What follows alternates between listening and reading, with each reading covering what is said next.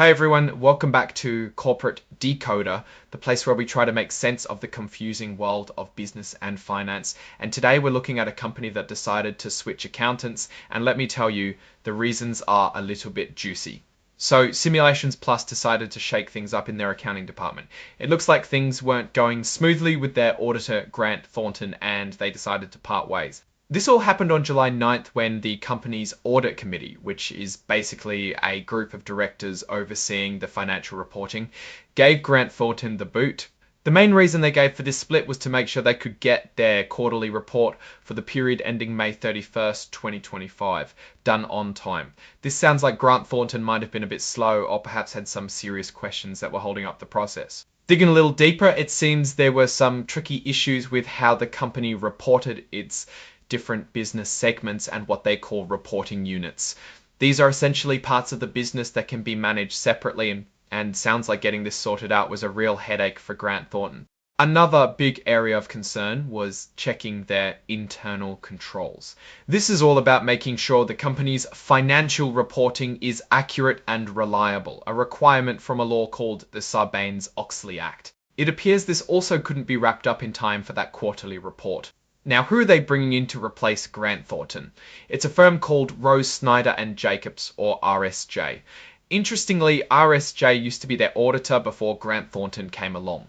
The filing tries to make it sound like there were no major issues or consultations with RSJ during their previous tenure or in the period leading up to this rehire. This is a common way for companies to signal that the new auditor is coming in with a clean slate and no pre-existing conflicts or concerns. And to add a bit of official backing to their story, Simulations Plus supposedly sent this report to Grant Thornton and asked them to confirm if they agreed with what was said. Grant Thornton sent back a letter dated just a few days later, which means they probably signed off on the company's explanation, even though they were just fired. This is pretty standard procedure to cover all the legal bases. And finally, the report is signed off by Will Frederick, who holds the very important titles of Executive Vice President and Chief Financial Officer.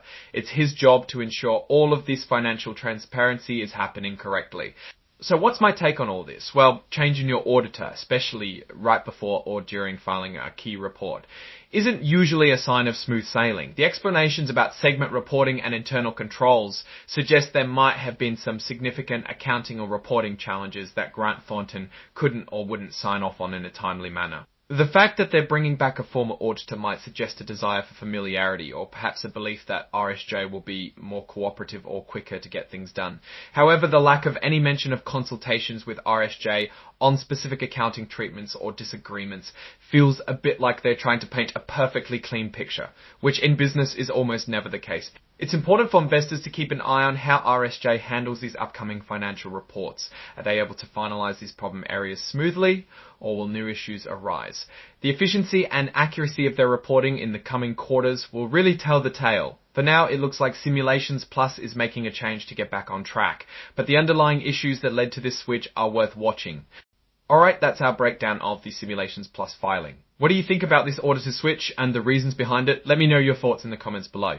If you found this decoded analysis helpful, please give this video a thumbs up and subscribe for more regular deep dives into company filings.